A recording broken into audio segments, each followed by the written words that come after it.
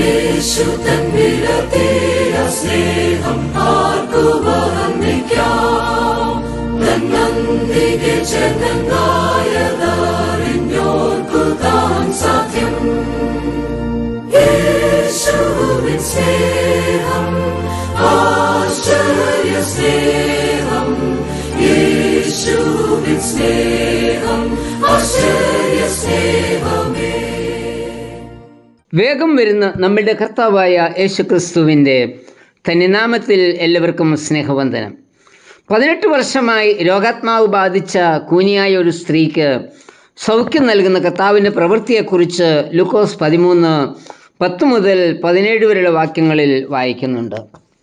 ശബ്ദ ദിവസം പള്ളിയിൽ കർത്താവ് ഉപദേശിച്ചു കൊണ്ടിരിക്കുമ്പോൾ ആണ് ഈ സ്ത്രീയെ കാണുന്നത്. ഉപദേശം നൽകുക മാത്രമല്ല, പിന്നെയോ ഉപദേശം കേൾക്കുന്നവരെ കർത്താവ് ശ്രദ്ധിക്കുകയും ചെയ്യുന്നു.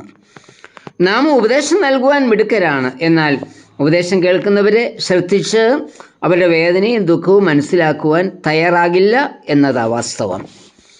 യേശു കൂനിയായ സ്ത്രീയെ കണ്ടു, അവളെ അടുക്കൽ വിളിച്ചു, അവളുടെ മേൽ കൈവച്ചു. അവൾ സൗഖ്യം പ്രാപിച്ചു. അവളുടെ മേൽ വ്യാപിച്ചിരുന്ന തിന്മശക്തിയിൽ നിന്ന് അവളെ മോചിപ്പിച്ചു. തിന്മ മനുഷ്യനെ ലജ്ജിപ്പിക്കുന്നു, അപമാനിതനും നിന്ദിതനുമാക്കുന്നു. തിന്മശക്തിയിൽ നിന്ന് അവളെ മോചിപ്പിച്ചത് പള്ളിപ്രമാണിക്ക് ഒട്ടും രസിച്ചില്ല. പള്ളിപ്രമാണി കർത്താവിനെ വിമർശിക്കുന്നു. അതിന് കാരണമായി പറഞ്ഞത് കർത്താവ് ന്യായപ്രമാണം ലംഘിച്ചു എന്ന. ന്യായപ്രമാണം പരിപാലിക്കുക എന്നതിൽ ഉപരിയായി പള്ളിപ്രമാണിയിൽ കുടികൊണ്ടിരുന്ന തിന്മശക്തിയായിരിക്കാം കർത്താവിനെ വിമർശിക്കുവാൻ കാരണമായി തീർന്നത്. തിന്മശക്തിയാൽ നിയന്ത്രിക്കപ്പെടുന്നവർക്ക് മറ്റൊരുവനിലുള്ള തിന്മശക്തിയെ പുറത്താക്കുന്നത് ഒരിക്കലും ഇഷ്ടപ്പെടില്ല. കർത്താവിൻ്റെ മറുപടിയിൽ പള്ളിപ്രമാണി ലജ്ജിതനായി എന്ന ഇവിടെ വായിക്കുന്നത്. ഇവിടെ ഈ സംഭവം നാം പഠിക്കുമ്പോൾ ചില പ്രത്യേകതകൾ കർത്താവിൽ നാം കാണുന്നുണ്ട്. കർത്താവിൽ നാം കാണുന്ന ഒന്നാമത്തെ പ്രത്യേകത അവൻ്റെ മനസ്സലിവ. ഉപദേശിക്കുന്ന യേശു കൂനിയായ സ്ത്രീയെ കണ്ടു. യേശുവിന് അവളോട് മനസ്സലിവ് തോന്നി. യേശുവിനോട് സ്ത്രീ ഒന്നും തന്നെ ചോദിച്ചില്ല. യേശു അവളെ അടുക്കൽ വിളിച്ചു, അവളെ സ്പർശിച്ചു. അവൾക്ക് സൗഖ്യം ലഭിച്ചു. ക്ഷണത്തിൽ നിവർന്ന് ദൈവത്തെ മഹത്വപ്പെടുത്തി. കർത്താവിൻ്റെ മനസ്സലിവിനെക്കുറിച്ച് തിരുവചനത്തിൽ പല ഭാഗത്തും പറയുന്നുണ്ട്. ഇടയിലില്ലാത്ത ആടുകളെപ്പോലെ കുഴഞ്ഞവരും ചിന്നിയവരുമായി ജനത്തെ കണ്ട യേശുവിന് മനസ്സലിഞ്ഞു. മത്തായി 9:36. മനസ്സലിവുള്ളവനായ കർത്താവ് അനേക രോഗികളെ സൗഖ്യമാക്കി. മത്തായി 14:14. കുഷ്ഠരോഗിയെ കണ്ട് മനസ്സലിഞ്ഞ കർത്താവ് അവനെ തൊട്ട് സൗഖ്യമാക്കി. മർക്കോസ് 1:40 മുതൽ 41 വരെ.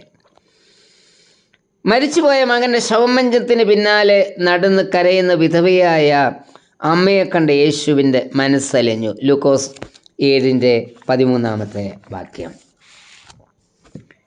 ഈ ലോകയാത്രയിൽ നമ്മോടും കർത്താവ് മനസ്സലിവ് കാട്ടുന്നുണ്ട്. നമ്മുടെ രോഗക്കിടക്കയിൽ പ്രിയപ്പെട്ടവർ നമ്മിൽ നിന്ന് വേർപെട്ടു പോകുമ്പോൾ നമുക്കുണ്ടാകുന്ന നിർഭാഗ്യകരമായ അവസ്ഥയിൽ എല്ലാം നമ്മിൽ മനസ്സലിവ് കാണിക്കുന്നവനാണ് നമ്മുടെ കർത്താവ്.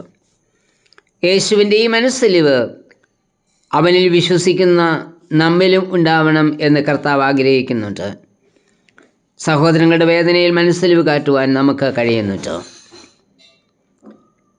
രണ്ടാമത്തെ കർത്താവിൻ്റെ പ്രത്യേകത അവൻ്റെ ശാസനയാണ്. വേദനയിൽ മനസ്സലിവുള്ളവൻ തിന്മയെ ശാസിക്കുന്നവനാണ്. കൂനിയായ സ്ത്രീയുടെ വേദനയിൽ മനസ്സലിവ് കാട്ടാതെ നിയമം പറഞ്ഞ് കർത്താവിനെ വിമർശിക്കുന്ന പള്ളിപ്രമാണിയെ കർത്താവ് ശാസിക്കുന്നു. പള്ളിപ്രമാണി ന്യായപ്രമാണ കർത്താവായി യേശുവിൻ്റെ പ്രവൃത്തിയെ, അവൻ്റെ മനസ്സലിവിനെ എതിർക്കുകയാണ്.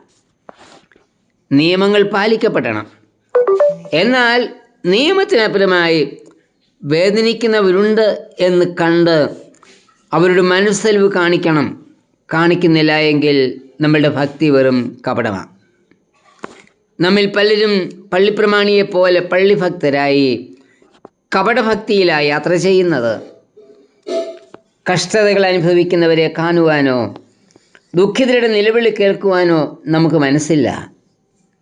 എങ്കിലും പള്ളിയുടെ ആവശ്യങ്ങളിൽ നാം മുൻപന്തിയിലുമാണ്. അങ്ങനെയെങ്കിൽ നമ്മളുടെ ഭക്തി വെറും പൊള്ളയാണല്ലോ. ഈ ഒരു മനോഭാവത്തെ കർത്താവ് വെറുക്കുന്നുണ്ട്, ശാസിക്കുന്നുണ്ട്. നമ്മളുടെ വ്യത്യസ്ത ഭാവത്തെ എപ്പോഴും നമ്മളുടെ കർത്താവ് ശാസിക്കുന്നു എന്ന് മനസ്സിലാക്കണം.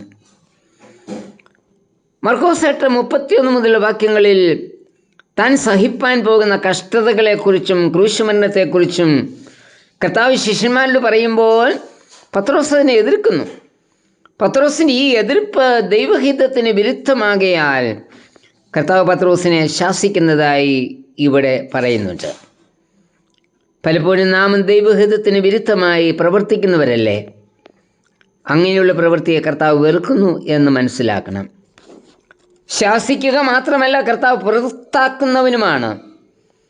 യെരൂശലേം ദേവാലയത്തെ കച്ചവട സ്ഥലമാക്കി മാറ്റിയവരെ ചാട്ടവാറ് വീശിയ കർത്താവ് പുറത്താക്കിയത്.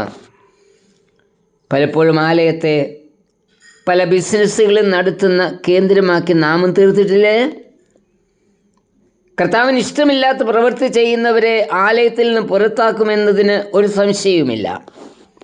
അതുപോലെ ആലയത്തിൽ നല്ല പ്രവൃത്തി ചെയ്യുന്നവരെ വിമർശിക്കുകയും അവമാനിക്കുകയും ചെയ്യുന്ന വിശ്വാസിയാണോ നാം എങ്കിൽ നാമും പുറത്തു തന്നെയാണ്. കർത്താവെ, നിൻ്റെ ശാസനകൾ സ്വീകരിപ്പാനും നിന്നെപ്പോലെ മനസ്സലിവുള്ളവരാകുവാനും എന്നെയും ഒരുക്കണമേ. ആമേൻ.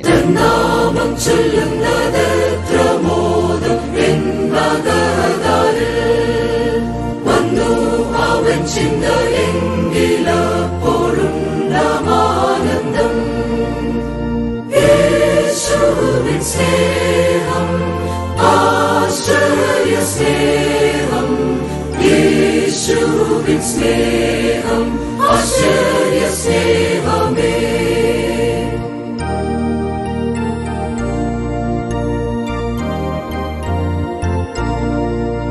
മൻപ്രാണനാഥന്റെ ശബ്ദം കാതിനെത്ര മോഹനം, എപ്പോഴും കർത്തനോടൊന്നായി പാർപ്പാനത്രയൻ മനം.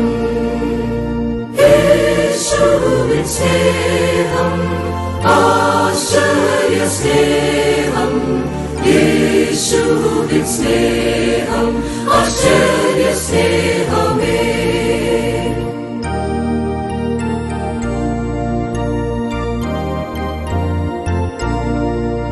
വിശ്വാസമോടൽപനാളികേ ഞാൻ പാർത്താനന്തരം, യേശു കൊണ്ടുപോകുമെന്നെ തൻ പിതാവിൻ വീടതിൽ.